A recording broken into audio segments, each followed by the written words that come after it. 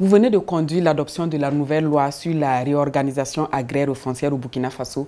Quelle insuffisance présentait l'ancienne législation en la matière? En 2021, il y a eu une évaluation qui a été faite de la RAF de 2012.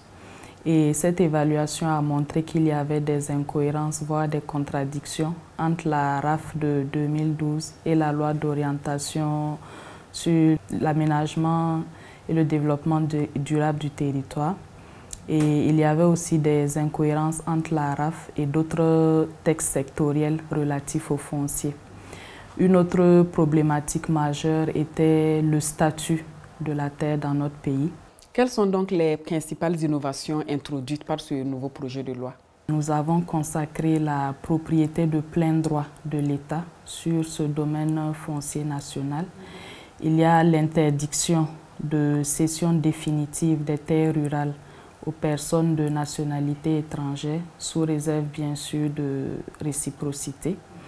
Il y a aussi que les terres hydro-agricoles et pastorales aménagées ou celles réservées aux aménagements ne peuvent plus faire l'objet de cession définitive, mais plutôt de bail à longue durée. Nous avons aussi l'interdiction de changer les destinations des réserves administratives.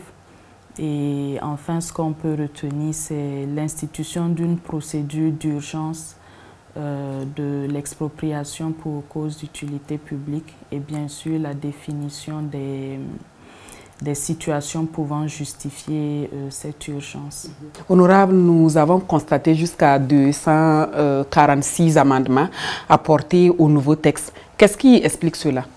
Nous avons relevé des préoccupations qui ont été traduites en amendements surtout de fond et qui ont été discutés avec la partie gouvernementale qui a jugé qu'ils étaient pertinents et qui ont été pris en compte.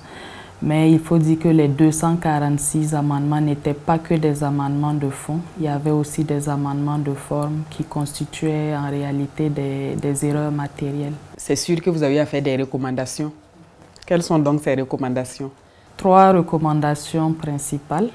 D'abord, de diligenter l'adoption des textes réglementaires pour pouvoir assurer une mise en œuvre efficace de la loi portant RAF.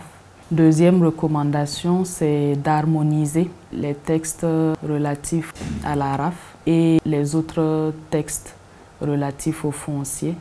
L'objectif pour nous, c'est de pouvoir en faire un document unique. Maintenant, la troisième recommandation qui a été faite, c'est de prévenir les conflits fonciers à travers, bien sûr, une consultation régulière de la chefferie coutumière et traditionnelle en amont au regard de leur rôle, du rôle qu'ils jouent en tout cas dans la résolution des conflits, des litiges fonciers.